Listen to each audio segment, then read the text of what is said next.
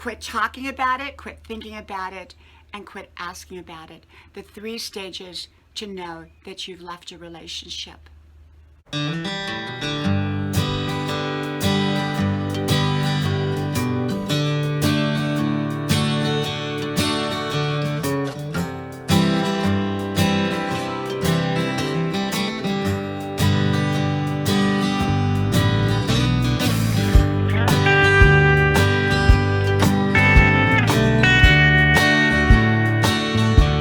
The 3 stages to breaking off a relationship. Hello, y'all. I'm Diana Brianne. You know, I don't like to talk about negative subjects. I'm always a can-do and how we can heal relationships and how we can make relationships better and how we can improve life and keeping a positive spin on things.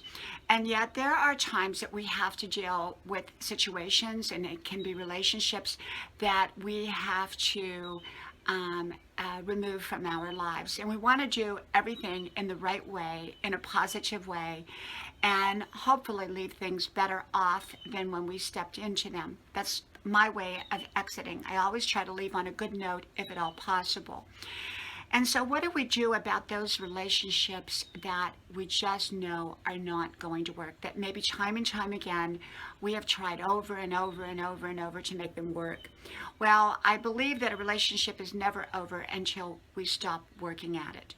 And even if another person's not working at it, there still remains some sort of a relationship as long as we have our heart, soul invested in it and we are working at it.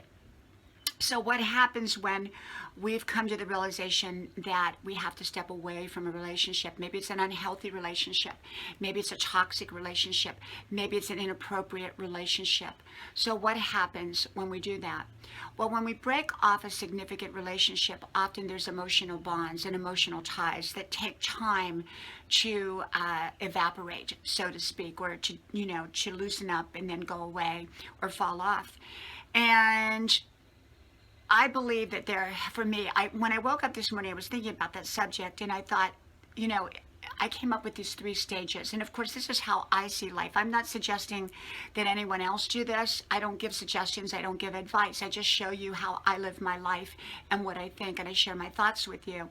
So my thoughts are this: breaking up in a relationship that is meant to be broken up. Not one that should not be broken up, but I'm talking about one that we truly, truly know should not exist any longer in the way that it was in our lives. Well, first of all, I always believe in wishing a person well, whether I verbally stated that to them or whether I just have it inside myself that I wish them the very best.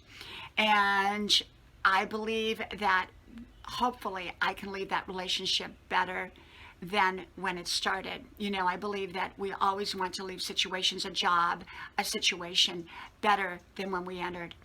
And, that's not always possible, but often it is, even when we're leaving it. Some people leave on a bad note and they leave things a mess. And that's no way, in my opinion, to leave something if you don't have to leave it that way. So what do you do? Well, the first step is quit talking about it. That's the first sign that you're leaving a relationship, is when you quit talking about it. You're not talking to your friends about it. You're not trying to resolve and try to figure it out. You're not trying to figure out what you should do next in the relationship to make it better. You've just quit talking about it.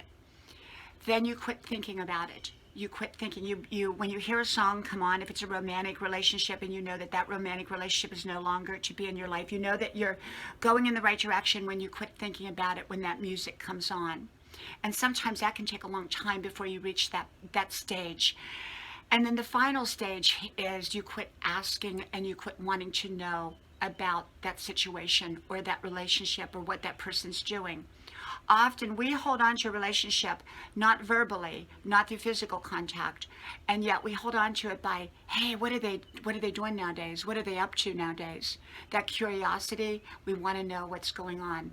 So as long as we still are asking, talking about it, thinking about it, asking people what's going on or curious as to what's going on, we're still involved in that relationship at least an emotional level.